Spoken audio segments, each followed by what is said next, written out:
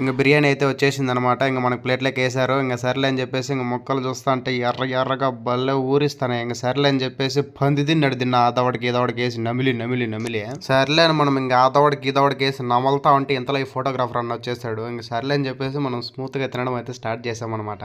ఈ అన్న పోయాడు పోకుండా నా దగ్గర ఆగిపోయి నన్నే తీస్తున్నాడు వీడియో. నాకేమో టెన్షన్ పెరిగిపోతుంది. తినేది ఆడ బయట వచ్చేస్తుందని. నాకు నేల మీద కూర్చొని తిని అలవాటు అయిపోయి టేబుల్ మీద పెట్టుకొని తినాలంటే నాకు అసలు చెయ్యి తిరగదు. చెయ్యి సొట్ట ఇట్లా అయిపోతుంది అనమాట. అంటే బాహుబలి సినిమాలో బిచ్చల దేవుడికి అయిపోయినట్లు.